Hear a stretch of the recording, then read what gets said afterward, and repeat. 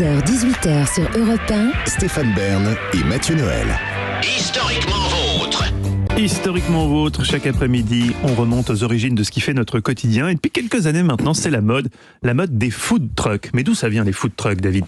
Oui, le kawaii, l'énergie nucléaire, le pâté en croûte, le man bun. Qu'est-ce que ces quatre choses ont en commun ? Ça a été une chronique chez vous ? Non.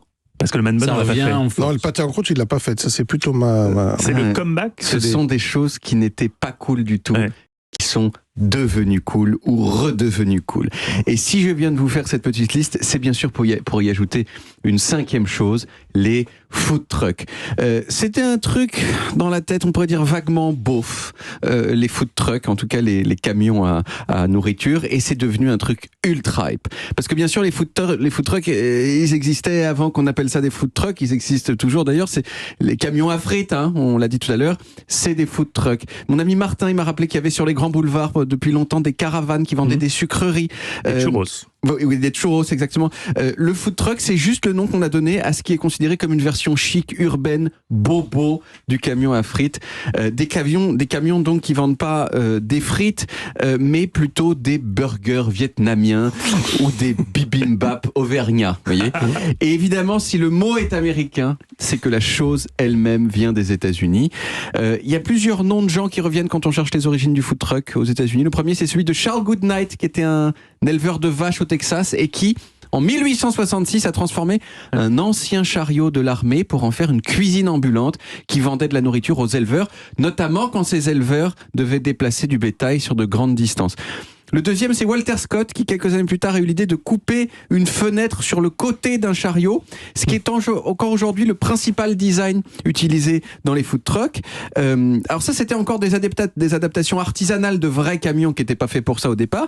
Et dans les années 1880, il a commencé à y avoir des gens qui ont fabriqué des chariots spécifiquement conçus dès le départ pour vendre de la nourriture, avec des glacières, des cuisinières, des éviers intégrés, etc.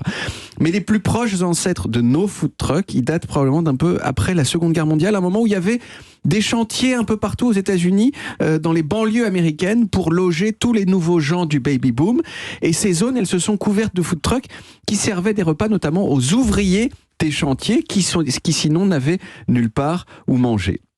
Ces food trucks, on les surnommait les roach coach, ce qui veut dire les camions à cafards, et ce qui montre qu'ils avaient probablement pas super réputation au niveau de l'hygiène. Mais enfin, ce qu'on a tous envie de savoir, c'est quand même d'où vient le food truck bobo, celui dont je te parlais au départ, celui qui sert des bibimbap norvégiens et des smoothies à la crème de chou kale.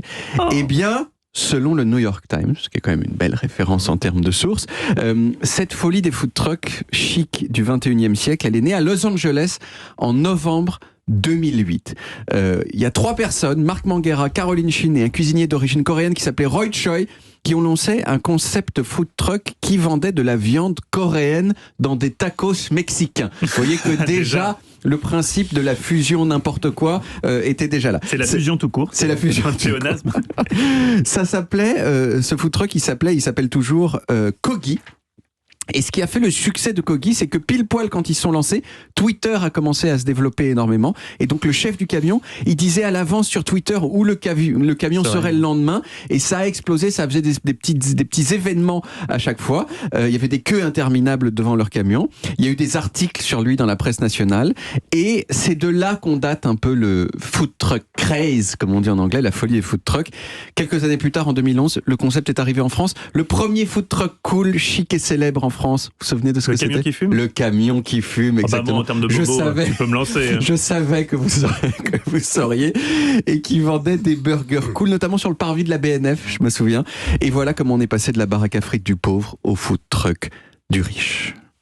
Et vous constaterez d'ailleurs qu'il n'y en a pas énormément à Paris, en tout cas comparé à beaucoup d'autres grandes villes, simplement parce que à Paris, les restaurateurs classiques ne voient pas d'un très bon œil l'arrivée des food trucks, et donc la mairie de Paris, pour préserver la clientèle des restaurateurs classiques, limite les autorisations de food truck. C'est le lobby des restaurateurs. Ça va changer quand Stéphane sera à la mairie de Paris. Mais j'ai aucune intention. Mais si, on lance un peu dans cette émission, on lance un peu la candidature. Non, vous êtes gentil, mais non.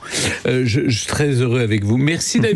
On retrouve les origines en podcast sur toutes les applis audio et en vidéo, sur YouTube, Dailymotion et évidemment sur le site europe1.fr.